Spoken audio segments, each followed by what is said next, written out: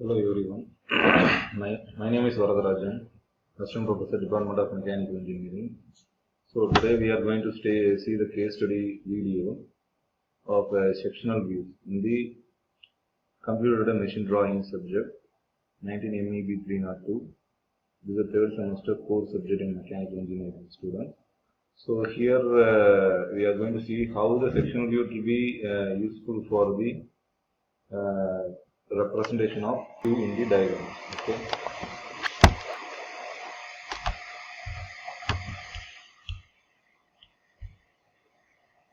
So first of all, sectioning view. What is meant by sectioning view?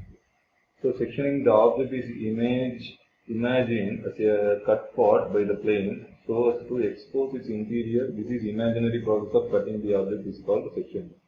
So the imaginary plane which cuts the object is called the sectional plane. So that plane it will be known as the cutting plane. So that is the sectioning. Okay, here this is a simple view. It will be shown in the front view and the left side view for the diagram of the certain product. This is the sectioning. Okay, we just want to section. Section means cutting. Okay, that is a simple concept. So here the view which is reveal the interior of the object. Okay, with its visible cut surfaces is called sectional view. So the sectional view, it is also represented by the means of cutting the plane. The plane is known as the sectional plane or cutting plane. It will be seen in the previous slide.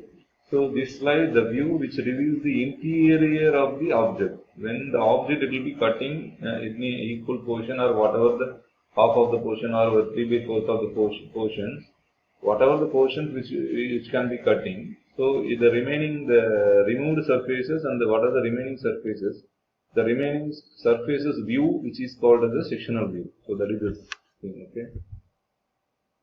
So in the machine drawing practice, except in the special case, always the sectional plane pass through the one of the axis of the object.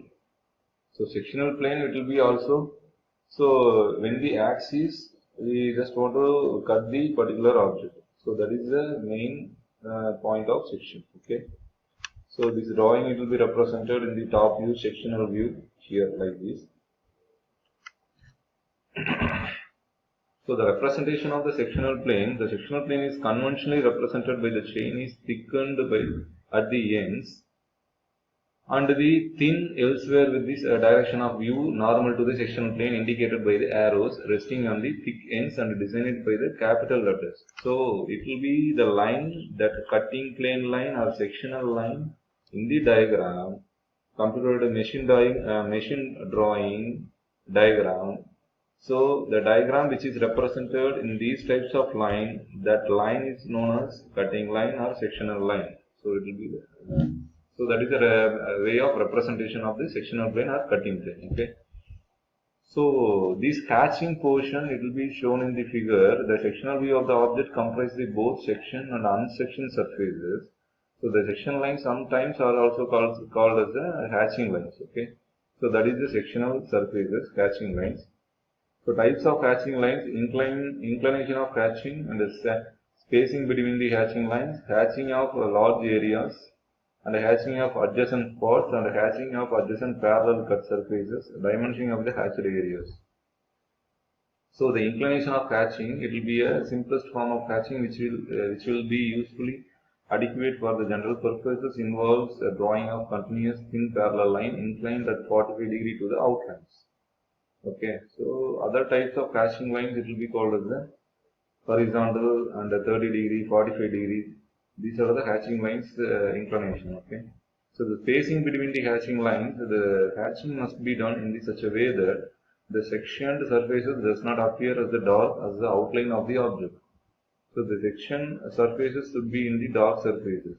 So does not appear as the dark, so it will be outlines of the object.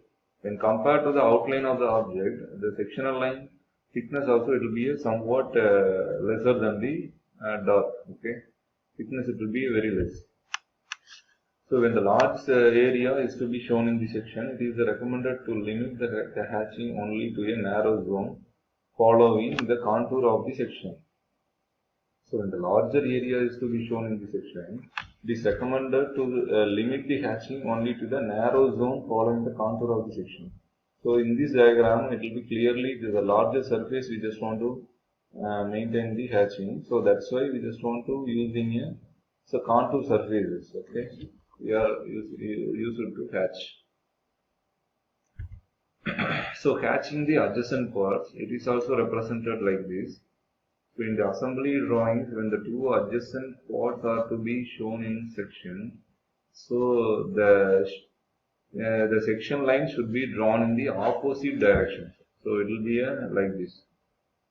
So the opposite direction in this diagram, it will be represented like this. So one hatching line, it will be in the angle of slanting, it will be a right side. The another one is the left side slanting. The angle also it will be different. So hatching more than two adjacent parts. When more than two adjacent parts are also shown in the section lines are drawn in the same angle, that is the 45 degree, but in the different direction also with varied space between the hatching lines. Okay. So up to till this point, we just want to stop this video lecture. So the next video, we just want to continue the how the section line will be useful for further process. Okay, we will see in the next video. Thank you.